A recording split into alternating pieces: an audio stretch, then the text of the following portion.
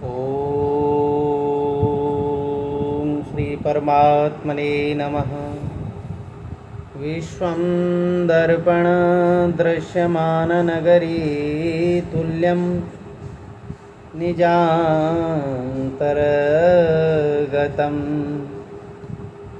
पश्यन्नात्मनि मायया वैरवोदभूतं यथा निद्रया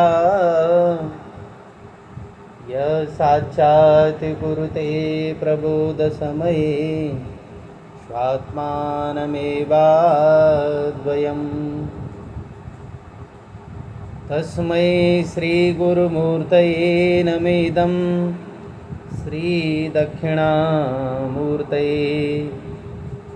ॐ जन्माद्यस्य यतो अन्वयादितरतश्चार्थेषु विज्ञस्वराट् तेने ब्रह्महृदायादिकवये मुह्यन्ति यतिसूरयः तेजो वारिमृदां यथा विनिमयो यत्र सर्गो मृषा धाम्ना स्वेन सदा निरस्तकुहकं सत्यं परमधीमहि। नारायण नारायण नारायण। आप सभी भगवत प्रेमी दर्शकों को हम हृदय से बार बार वंदन करते हैं, आपका अभिनंदन करते हैं। प्रातः स्मरणीय, अर्चनीय, वंदनीय परम पूज्यपाद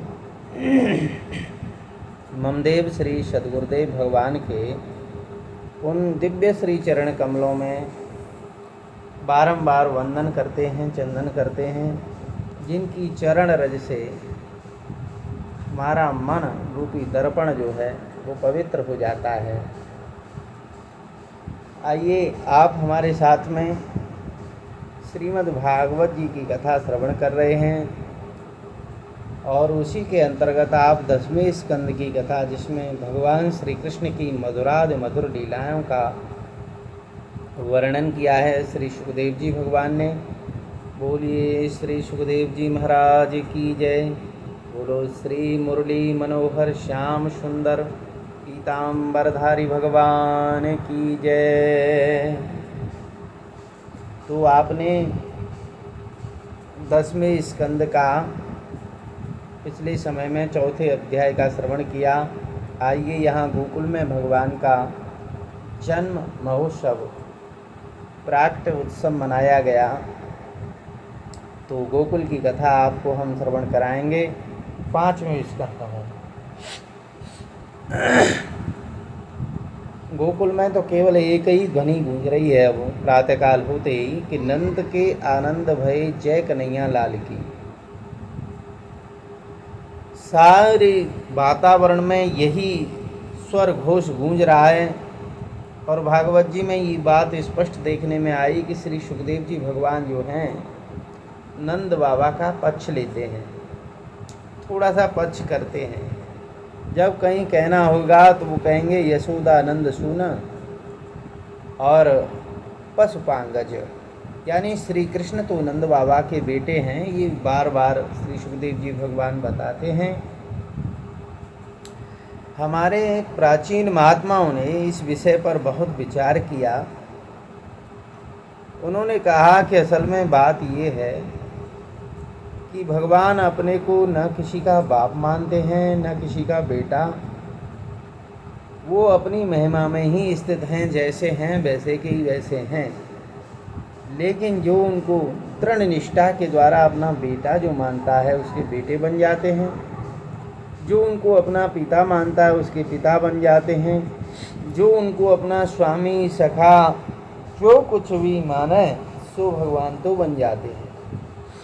वसुदेव देवकी ने तो जन्म के समय भगवान को चतुर्भुज रूप में देखा तो देखते ही वो समझ गए ये तो भगवान शंकर बड़े बड़े सिद्ध महात्माओं के हृदय में रमण करने वाले सबके आत्मा स्वरूप ब्रह्म रूप परमात्मा हैं। इसलिए उनकी निष्ठा जो है बेटा मानने में नहीं हुई, क्योंकि उनको पहले ही ये दर्शन हो गया कि ये तो संपूर्ण ब्रह्मांडों के नायक स्वामी हैं। लेकिन नंद बाबा जी ने न तो चतुर्भुज रूप को देखा और न ही उस ब्रह्म को समझा, जो कि प्राकट के समय नंद वो वसुदेव देवकी को तो भगवान नारायण ने ज्ञान भी कराया, लेकिन उन्होंने नंद बाबा ने इस ज्ञान को कहीं नहीं सुना है अभी। उन्होंने तो नन्हे से बच्चे को गोद में लेकर के खिलाया। इसीलिए श्री सुखदेव जी भगवान बताते हैं कि पुत्र भाव में निमग्न हो जाते हैं नंद बाबा। नंद जी का भाव बड़ा पक्का है। सो सुखदेव जी भगवान कहते हैं कि नंदः त्वा आत्मज उत्पन्ने जाता हलादो महामना। हे बेटा परीक्षित, नंद बाबा को आत्मज उत्पन्न हुआ है। भगवान जब महात्माओं से मिलते हैं तो उनके आत्मा तो होते ही हैं। ये तो यशोदा नंद की महिमा है कि उनके आत्मज होकर के आए हैं। आत्मा के रूप में तो भगवान रहते ही हैं, लेकिन आत्मज, आत्मा और आत्मज में थोड़ा सा फर्क है। नंद बाबा को बेटा क्या हुआ, मानो अलाद आनंद की प्राप्ति हुई है उनको। नंद महामना है। नंद बाबा का मन जो है इतना महान है, महामना, बड़े मन वाले हैं कि वो मैं और मेरे के चक्कर में नहीं रहते। उन्होंने समागतों से कहा कि भैया आप लोगों की जो मौज होए, हमारे खजाने खुले हुए हैं, हमारे पास में जो भी सामग्री है, जिसको जो चाहिए वो अपना जी भर के ले जावे। जो अपनी शक्ति के बाहर सब कुछ दे दे उसका नाम उदार होता है। ऐसे ही नंद बाबा। अब पुत्र का जन्म हुआ तो नंद बाबा ने वेदज्ञ ब्राह्मणों को बुलाया, स्नान किया, पवित्र हुए और अलंकार धारण किया। अवस्था उनकी बहुत हो गई थी, इसलिए वृद्ध थे। वो कोई साज श्रृंगार अलंकार आदि तो नहीं पहनते थे, लेकिन आज बेटा हुआ है तो नंद बाबा ने प्रसन्नता पूर्वक अपना श्रृंगार किया। उसके बाद में वेदज्ञ वेद पाठी ब्राह्मण बुलाए और स्वस्थ वाचन कराया। पुत्र का जात कर्म संस्कार हुआ। विधिवत पितृ पूजा, देव पूजा, ऋषि पूजा और गायों को अलंकृत करके सजा करके, यानी गायों के सींगों को सोने से मढ़ करके, गायों के खुरों को चांदी से मढ़ करके और बढ़िया बढ़िया सुंदर उनको वस्त्र ओढ़ा करके दान दिया। श्रीधर स्वामी जी कहते हैं कि 2 लाख गायों का दान करवाया, परंतु श्री जीव गोस्वामी जी ने बताया कि 20 लाख गाय दान की गई। तो अपना अपना ये संतों का भाव है कि उनके भाव में जो चीज़ आती है उसको बताते हैं, लेकिन दान जरूर किया। इतना ही नहीं, महाराज नंद बाबा ने तो तिल के 7 पर्वत बनवाए और उनको सुनहरे वस्त्रों से ढक करके दान किया। ये दान जो है पवित्रता के लिए आवश्यक बताया गया है। कालेन स्नान शौचाभ्याम। अरे कहीं काल से पवित्रता होती हुई?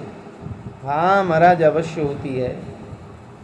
गाय भैंस का जन्म होने पर उनका दूध भी तत्काल ग्रहण नहीं किया जाता है। धरती पर जब पहली बार बारिश होती है तो वो पानी जो है बरसने पर क्या होता है कि उसमें एसिड आती है, तो तत्काल वो यूज नहीं होता, कुछ समय रखा जाता है। तो शास्त्रों में बताया गया है कि 10 दिन तक ये अपवित्र रहते हैं, उसके बाद में पवित्र हो जाते हैं। ओम श्री नारायण।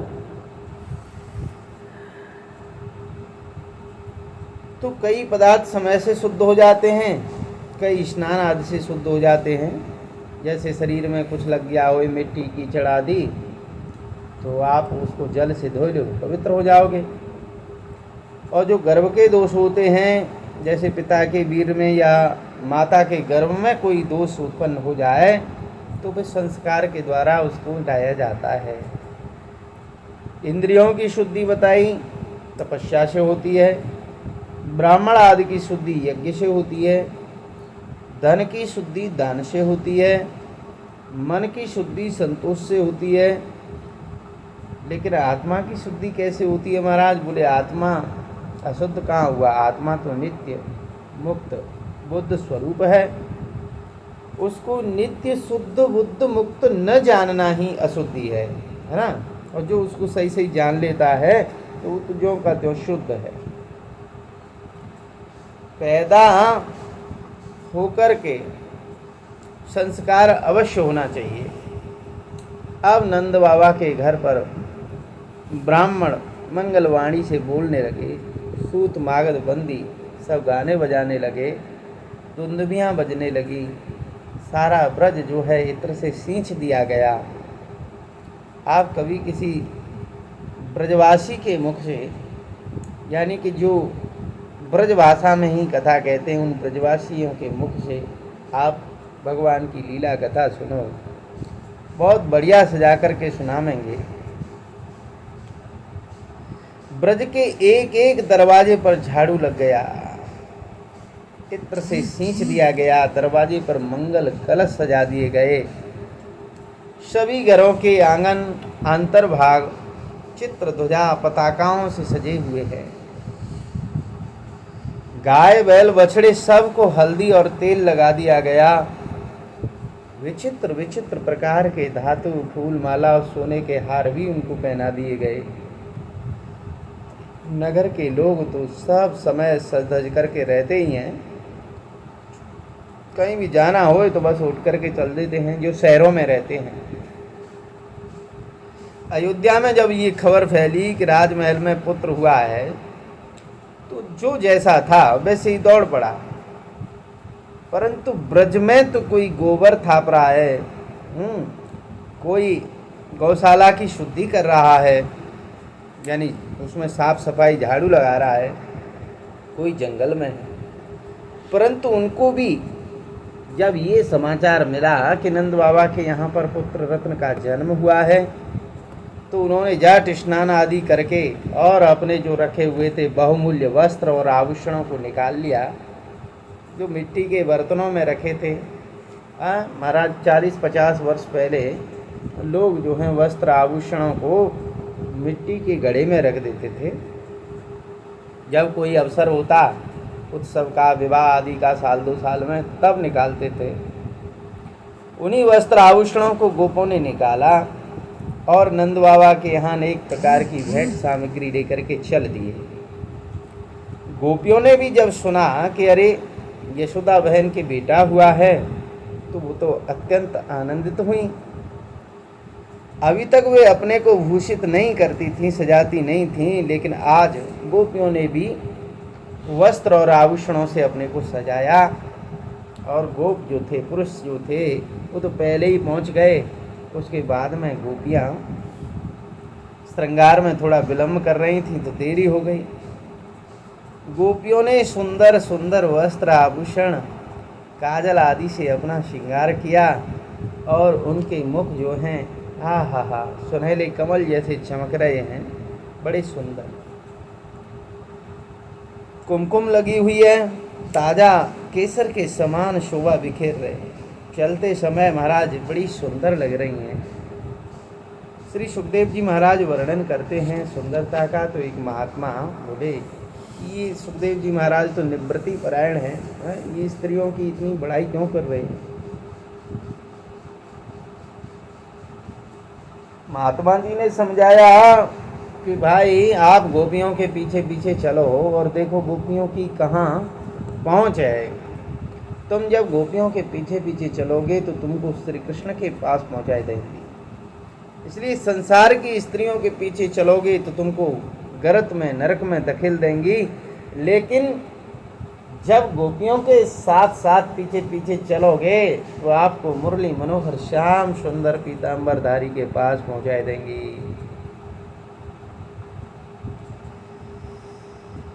यही तात्पर्य है कि नंद बाबा को कुछ भी देने में संकोच नहीं है।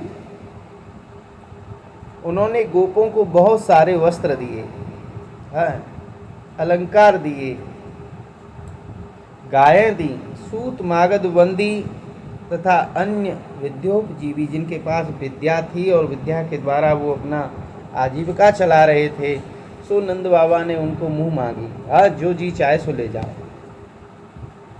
यदि घर में आनंद हो, सुख हो, विद्याजीवी लोगों का सत्कार न किया जाए, जो कलाकार कहते हैं हम जिसको, जिसके अंदर कोई कला या विद्या हो, तो बताइए फिर वो कला और विद्या को क्यों सीखेंगे जब उससे कुछ उनकी आजीविका नहीं चले। तो नंद बाबा के मन में भी यही विचार आया कि अगर हम इनको आज नहीं देंगे तो ये कल क्या खाएंगे, हैं? तो उदारता पूर्वक प्रसन्न होकर के सब कुछ दे रहे हैं। संपूर्ण क्रियाकलाप के मंत्र में नंद बाबा का संकल्प ये है कि अनेन विश्वात्मा विष्णु प्रियताम, मैं जो कुछ भी कर रहा हूँ इससे विश्वात्मा परमात्मा प्रसन्न हो जाए, इसमें मेरा अपना कोई सुख स्वार्थ नहीं है। इदम न ममा, मेरा कुछ नहीं, बस हमारी तो इतनी ही कामना है कि हमारे पुत्र का भला हो, हमारे इष्ट देव नारायण प्रसन्न हो जाए। अब महाराज एक आनंद की ऐसी कथा आती है कि एक बूढ़ी बड़ी मैया थी, थोड़ा आने में उनको देरी हो गई क्योंकि धीरे धीरे चलती थी। जब नंद बाबा के घर पहुंची, नंद बाबा के आंगन में पहुंची, तो वो बोली कि लाओ नंद बाबा हमको नेग दो। आंगन में चौकी रुकी हुई थी, चौकी पर बैठने के लिए नंद बाबा से कहा। नंद बाबा आंख बंद करके आनंद समाधि में बैठ गए और दूसरी गोपियों ने नंद बाबा को घेर लिया और महाराज उसमें तेल, हल्दी, मक्खन आदि जो घड़ों में भरा हुआ था उसको ला ला करके नंद बाबा पर उड़ेल दिया। नंद बाबा बोले कि अरे देवियों कितना उड़ेलोगी। तो जो बूढ़ी मौसी थी, हाँ, जो बड़ी बूढ़ी गोपी थी, उसने कहा कि नंद बाबा अब तुम नाचो, तुम्हारे लाला हुआ है, हैं? तभी तुमको छुट्टी मिलेगी, अन्यथा हम तुमको यहीं बिठाए रखेंगे। तो नंद बाबा ने उसी अवस्था में भीगे हुए वस्त्रों से थोड़ा सा नृत्य भी किया। सभी गोपी नाचने लगे। नंद बाबा ने देखा कि उत्सव में सभी हैं लेकिन रोहिणी भाभी नहीं दिख रही हैं। तो नंद बाबा रोहिणी जी के पास गए, बोली कि तुम क्यों नहीं आई, बेटा तो तुम्हारा ही है, ये कोई दूसरे के घर का उत्सव नहीं है। रोहिणी जी आप ही का तो घर है, अगर आप उत्सव में सम्मिलित नहीं होंगी तो बताइए हमें प्रसन्नता कैसे होगी।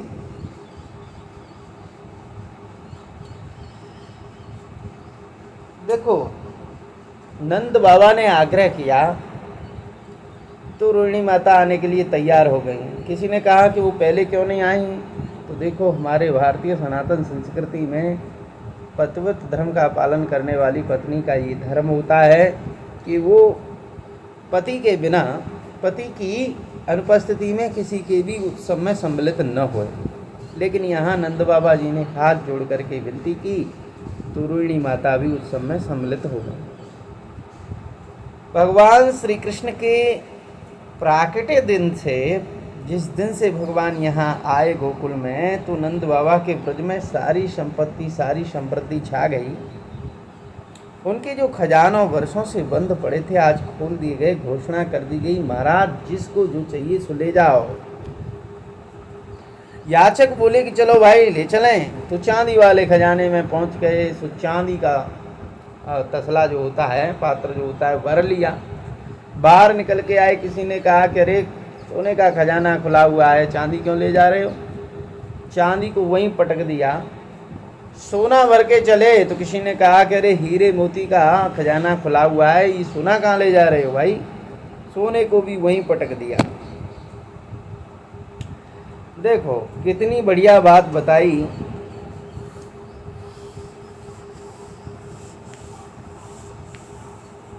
कि जो कुछ भी लेकर के आते हैं बस बाहर ही फेंक जाते हैं। फेंक जाने के कारण गोकुल के आसपास की जितनी भूमि थी वो सब हीरे जवाहरात, सोना चांदी से पट गई। मानो लक्ष्मी जी ने सोचा कि जब हमारे स्वामी यहाँ बाल बाल बन कर के आए हैं, नंगे पांव घूमेंगे, यहाँ की भूमि बड़ी वैसी है कि पैरों में लग जाएगी, तो क्यों ना पहले ही हम सोना चांदी हीरा जवाहरात चारों ओर बिछा दें जिससे कांटा वांटा न लगे। भगवान जिसके हृदय में रहते हैं वो सबको प्यारा लगने लगता है। जिस धरती पर भगवान रहते हैं, जिस घर में भगवान रहते हैं, वो सबको प्यारा लगता है। रमा क्रीडम भू नृप, लक्ष्मी जी गोकुल के वनों में इधर उधर घूमती रहती हैं। सोचती हैं कि इधर से श्याम सुंदर निकलेंगे तो इधर रास्ता तैयार कर दें। माता लक्ष्मी जी अपने हाथों से गोकुल की राह को संभालती हैं, सुगंधित बनाती हैं। जिस दिन भगवान प्रकट हुए उसी दिन से लक्ष्मी जी बैकुंठ छोड़ करके गोकुल में चली आईं।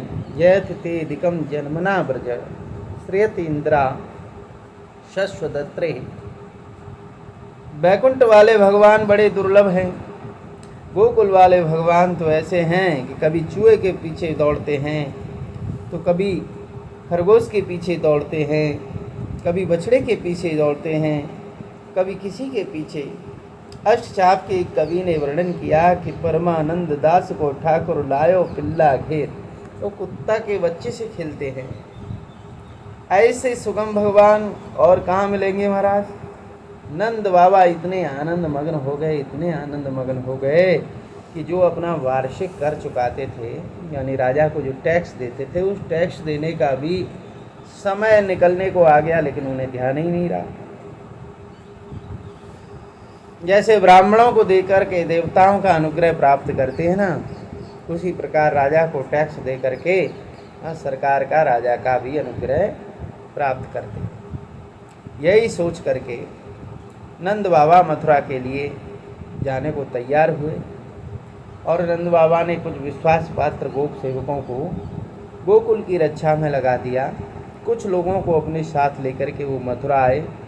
वसुदेव जी को पता चला कि हमारे भाई नंद जी मथुरा आए हैं, तो उनसे मिलने के लिए शिविर पर पहुँचे। दोनों आपस में ऐसे मिले मानो प्राण से प्राण ही मिल रहे हों। आनंद पूर्वक बैठ गए। देखो, वसुदेव जी को तो अभी तक केवल दुख ही दुख मिला है। आज अनेक वर्षों का दुख सहने के बाद नंद बाबा से मिल रहे हैं, तो बातचीत के दौरान नंद बाबा को अपने दुख की चर्चा नहीं बताई। नंद बाबा से कहा कि अरे नंद जी, तुम्हारी अवस्था भी बहुत हो गई थी। देखो भगवान ने कैसी कृपा करी कि तुमको इस अवस्था में पुत्र की प्राप्ति हुई है। आशा अप्राप्त वस्तु की प्राप्ति की होती है। वसुदेव जी कहते हैं कि हाँ नंद जी, तुम्हें आशा ना रहने पर भी प्रजा प्राप्त हो गई, पुत्र हो गया। बेटा का मिलना तो वैसा ही है जैसे अपना दूसरा जन्म हुआ हो। ऐसी प्रिय वस्तु का मिलना अत्यंत दुर्लभ है। सबके कर्म अलग अलग होते हैं और लगता है कि जैसे पानी में बह जा रहे हैं। एक जगह दो प्रेमियों का रहना संभव नहीं है। हम लोग आपके साथ रहकर आपके सुख में सुख नहीं मना सके। बताइए, गोकुल में गायों के खाने पीने का प्रबंध है, घास चारा ठीक है ना? आपके पास हमारा जो बेटा रहता है बलराम, वो ठीक है ना? तो लगता है वो आप ही को, अभी छोटा ही है तो आप ही को तो पिता मानता होगा। इतनी बात हो जाने के बाद वसुदेव जी ने ये नहीं बताया कि हमारा जीवन कैसे कट रहा है। हमारी संतान को कंस ने एक करके मार डाला। नंद जी को सब मालूम था। अपना दुख दूसरों को सुनाने का अर्थ यही है कि हम तो स्वयं दुखी हैं ही, सुना करके दूसरे को भी दुखी कर दें। ये बातचीत करने का उचित तरीका नहीं है। इधर नंद बाबा ने कैसी बात करी कि वो बात तो कर रहे हैं लेकिन इस बात की चर्चा नहीं करते कि हमारे घर में बड़ा सुख है। वे तो अपनी बात न करके यही सहानुभूति प्रकट करते हैं कि वसुदेव जी, बड़े दुख का विषय है कि कंस ने तुम्हारे सभी पुत्रों को, बच्चों को मार डाला। अरे अंत में एक कन्या थी, उसको भी उस दुष्ट ने मार डाला। वसुदेव जी, मनुष्य की निष्ठा अदृष्ट में है। अदृष्ट के आश्रय में ही वो रह रहा है। जीवन का रहस्य भी अदृष्ट है। जैसे पर्दे पे वही दिखाई देता है जो रील में भरा होता है, उसी प्रकार जो काल रूपी रील यानी फिल्म में भरा हुआ है वही बारंबार क्रमशः प्रकाशित होता रहता है। जीवन के इस रहस्य को जो समझ लेता है वो कभी मुक्त नहीं होता। वसुदेव जी ने कहा कि ठीक है नंद जी, आपने कर तो दे ही दिया है ना, राजा से भी आप मिल चुके, इसलिए अब आप यहाँ बहुत दिन मत रहिएगा, क्योंकि गोकुल में बड़े बड़े उत्पात हो रहे हैं। जो सत्यनिष्ठ व्यक्ति होता है, जो सत्य बोलता है, वो अनजाने में अगर मुख से कुछ भी बोल दे तो वो सत्य हो जाता है। वसुदेव जी के मुख से ये जो शब्द निकले, जो वर्तमान काल का वाची है, यानी यहाँ नंद और वसुदेव आपस में बात कर रहे हैं और वहाँ गोकुल में उत्पात हो रहे हैं। वसुदेव नंद में इतनी आत्मीयता है कि दोनों भाई हैं। सूर्य के पुत्र हैं वसुदेव और पर्जन्य के पुत्र हैं नंद। सूर्य और पर्जन्य के पिता एक ही थे। इसलिए वसुदेव जी की बात सुनकर के नंद बाबा ने विलंब नहीं किया और तुरंत छकड़े जोड़े गए। सात के सब गाल वालों सहित नंद बाबा वसुदेव जी से विदा लेकर के गोकुल की ओर चल दिए। मार्ग में यही विचार हो रहा है कि वसुदेव जी की वाणी कभी झूठी नहीं हो सकती, अवश्य कोई न कोई विघ्न उपस्थित अवश्य होगा। ऐसा सोचते सोचते वो भगवान का ही स्मरण करने लगे। और सत्पुरुष का तो यही स्वभाव है कि जब भी कोई संकट विपत्ति मालूम पड़े तो भगवान की शरण में जाना चाहिए। नंद बाबा उत्पात के आगमन की संभावना से शंकित भगवान का स्मरण करने लगे। ओम नारायण नारायण नारायण नारायण। उनको विश्वास है कि भगवान अवश्य रक्षा करेंगे। इस प्रकार गोकुल की ओर चले जा रहे हैं। तो आज हमने आपको श्रीमद् भागवत जी के 10वें स्कंद के 5वें अध्याय की कथा का श्रवण कराया। आप सभी भक्तों से निवेदन है कि आप भगवत कथा श्रवण करने के लिए और हमसे जुड़े रहने के लिए हमारे चैनल को सब्सक्राइब कर लें और वीडियो को लाइक कर लें, शेयर भी कर दें। इसी प्रकार आपको सत्संग की कथा वीडियो मिलते रहेंगे। अब आपसे हम विदा लेते हैं। नारायण नारायण नारायण।